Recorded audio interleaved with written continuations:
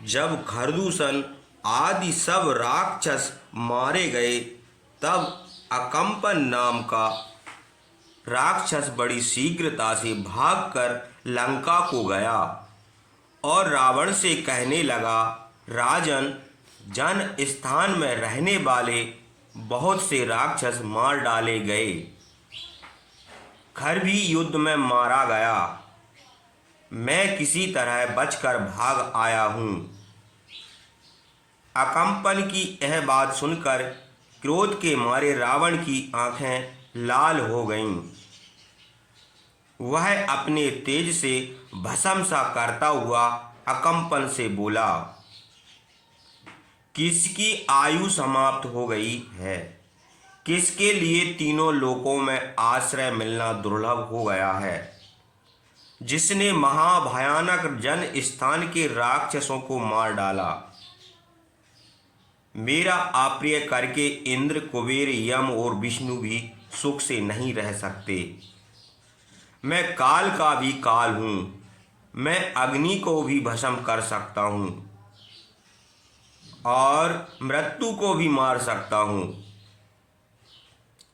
मैं कुपित होकर अपने तेज से अग्नि और सूर्य को भस्म कर सकता हूँ और अपने वेग से वायु के वेग को भी रोक सकता हूँ। इस प्रकार रावण को क्रोध देखकर अकंपन डर के मारे हाथ जोड़कर संदिग्ध वाक् से अभय प्रार्थना करने लगा। तब राक्षस राज रावण ने उसे अभय दान दिया और वह निर्भय होकर स्पष्ट शब्दों में कहने लगा, दशरथ के पुत्र का नाम राम है। वे युवक हैं। उनकी भुजाएं लंबी शाखा के समान बड़ी और मोटी हैं। उनके सब अंग सुंदर हैं। उनका रंग श्याम है। वे बड़े यशस्वी हैं और उनके बल की उपमा नहीं है। उन्हीं रामचंद्र ने जन स्थान में खर और दूषण को मार डाला है। अकंपन की यह बात सुनकर राक्षस राज रावण गजराज के समान श्वास छोड़कर बोला, हे अकंपन, क्या सब देवता और इंद्र के साथ रामचंद्र जन स्थान में आए हैं? रावण की यह बात सुनकर अकंपन महात्मा रामचंद्र के बल का बखान करने लगा। रामचंद्र बड़े तेजस्वी हैं, धनुर्धरों में श्रेष्ठ हैं, दिव्य अस्त्र शस्त्र जानते हैं और युद्ध में बड़े धर्मात्मा हैं। उनके छोटे भाई लक्ष्मण भी वैसे ही बलवान हैं। उनका स्वर नगाड़ों के शब्द के समान गंभीर है। उनकी आंखें लाल हैं और उनका मुंह पूर्ण चंद्रमा के समान सुंदर है। जिस प्रकार अग्नि के साथ वायु हो, वैसे ही रामचंद्र ने लक्ष्मण के साथ आकर जन स्थान का विनाश कर दिया। देवता उनकी सहायता के लिए नहीं आए थे। अकेले रामचंद्र सुवर्ण पंख बाण मारते थे। आप इस विषय में रत्ती भर भी संदेह ना कीजिए। रामचंद्र के बाण 5 मुंह वाले सांप होकर राक्षसों को खा गए। युद्ध के समय राक्षस डर कर जिधर भागे उसी ओर देखते थे कि उनके सामने रामचंद्र खड़े हैं। हे निष्पाप, इस प्रकार उन्होंने आपके जन्मस्थान का विनाश कर दिया है। अकंपन की यह बात सुनकर रावण बोला कि राम और लक्ष्मण को मारने के लिए मैं जनस्थान को जाऊंगा। तब अकंपन कहने लगा, राजन, रामचंद्र के बल पौरस का वृतांत सुनिए। महायशस्वी रामचंद्र के कुपित होने पर पराक्रम द्वारा उनको वश में करना असाध्य है। वे नदी के वेग को बाणों से रोक सकते हैं, आकाश मंडल से ग्रह, नक्षत्र और ताराओं को गिरा सकते हैं और डूबती हुई पृथ्वी का उद्धार कर सकते हैं। वे समुद्र के किनारों को तोड़कर सब लोगों को डुबा सकते हैं। बाणों से समुद्र और वायु के वेग को रोक सकते हैं। पुरुष श्रेष्ठ महायशस्वी रामचंद्र अपने पराक्रम से सब लोगों का संहार कर सकते हैं और फिर प्रजा की सृष्टि कर सकते हैं। हे दशानन, जैसे पापी मनुष्य स्वर्ग को नहीं जान सकता, वैसे ही तुम युद्ध में रामचंद्र को नहीं जीत सकते। देवता और दानव सब मिलकर भी उनको नहीं मार सकते। हाँ, उनके मारने का एक उपाय है, वह मैं तुमको बतलाता हूँ। ध्यान देकर सुनो। उनकी स्त्री सीता बड़ी सुंदरी है। उसके समान स्त्री संसार में दूसरी नहीं है। स्त्रियों में वह रतन स्वरूप है।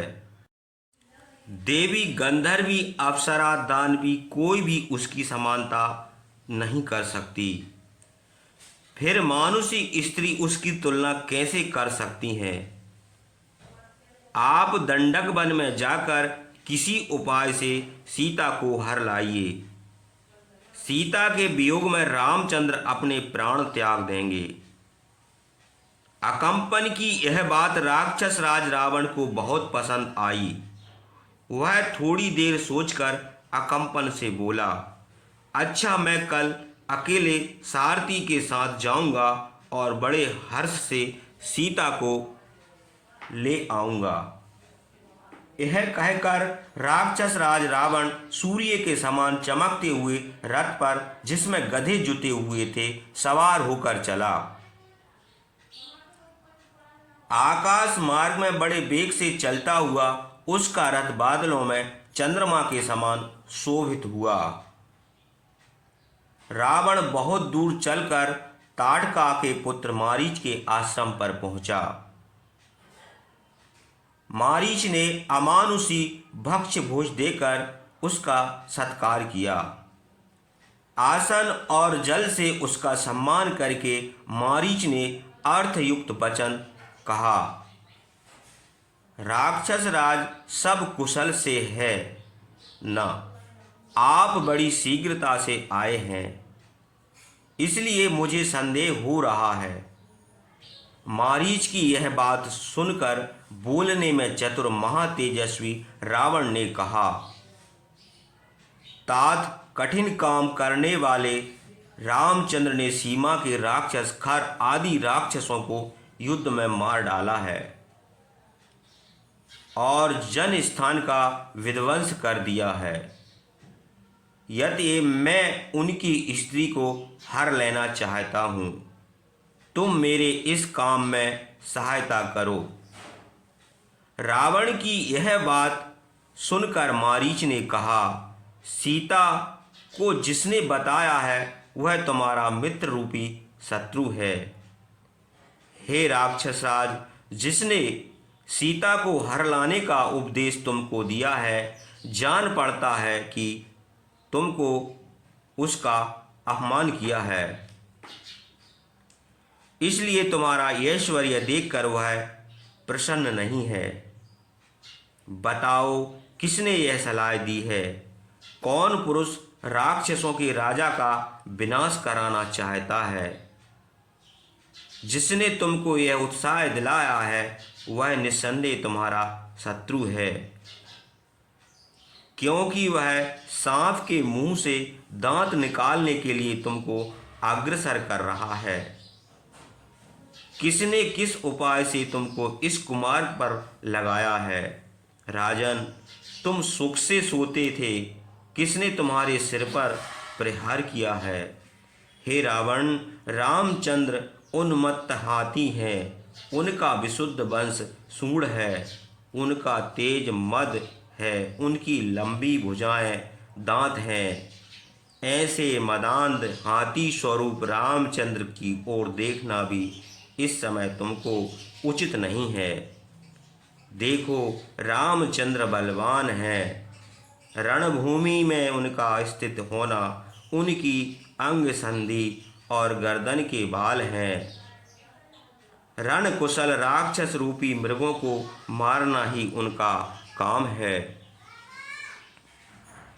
पैनी तलवार उनके दांत और बाण उनके अंग हैं। ऐसे सोते हुए नरसिंह को जगाना तुमको उचित नहीं है। हे राक्षस राज, रामचंद्र पाताल हैं, उनका धनुष सिंह जंतु है, भुजाओं का वेग कीचड़ है, बाण तरंगे हैं और घोर संगा राम जल है।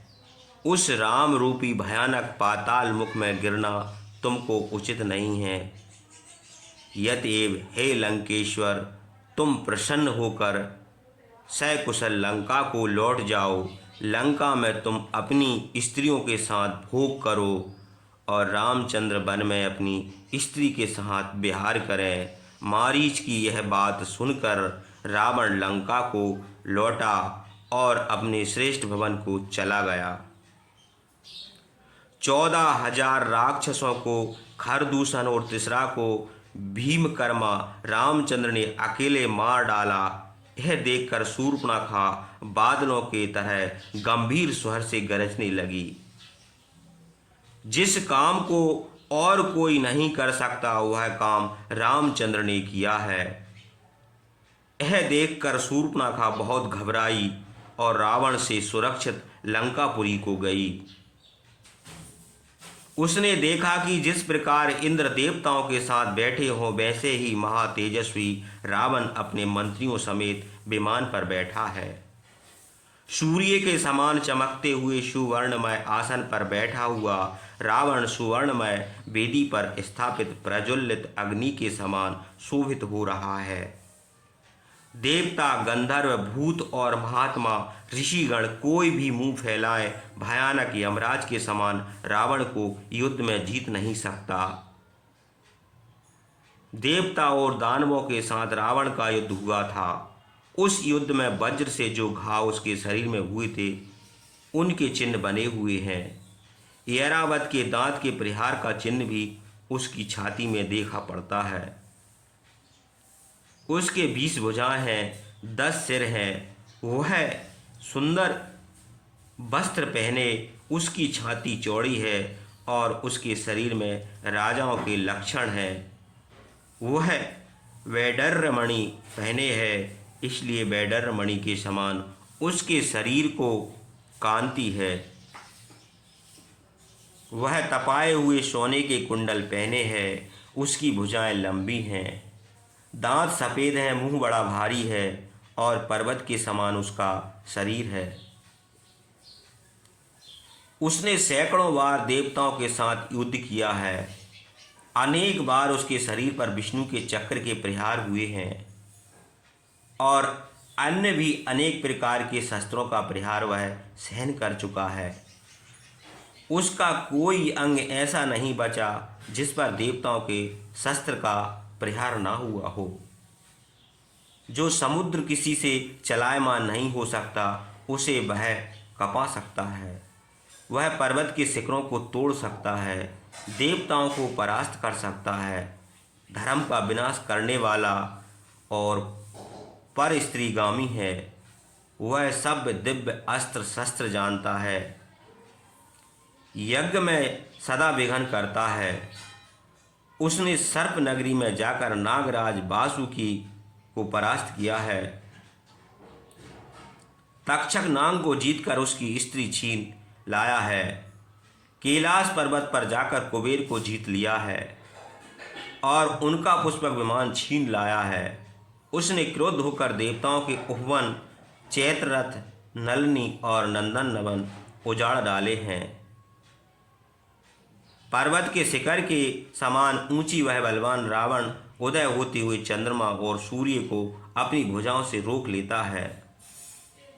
उसने महावन में 10,000 वर्ष तपस्या करके अपने सिर ब्रह्मा को भेंट कर दिया था। मनुष्य के सिवा देवता, दानव, गंधर्व, पिशाच, पक्षी और सर्प किसी के हाथ से युद्ध में उसे मृत्यु का भय नहीं है। यज्ञ में ब्राह्मण मंत्र पढ़कर उसकी स्तुति करते हैं। महाबली रावण यज्ञ में जाकर सब सामग्री नष्ट कर देता है। ब्रह्म हत्या क्रूर कर्म प्रजा का अहित करता रहता है। वह बड़ा निर्दयी और कठोर है। सब प्राणियों को और सब लोगों को वह देने वाला है। राक्षसी शूर्पणखा ने देखा कि पुलस्त कुल में उत्पन्न क्रूर स्वभाव महाभाग राक्षस राज रावण दिव्य वस्त्र, दिव्य आभूषण और दिव्य माला पहने हुए मंत्रियों समेत आसन पर काल के समान बैठा है। डर के मारे घबराई हुई राक्षसी शूर्पणखा रावण के पास गई, जिसकी नाक और कान लक्ष्मण ने काट लिया है। जो किसी को नहीं डरती, वह शूर्पणखा भय और मोह से व्याकुल होकर रावण को अपनी दुर्दशा दिखाकर कठोर वचन बोली। जय श्री राम, जय श्री राम।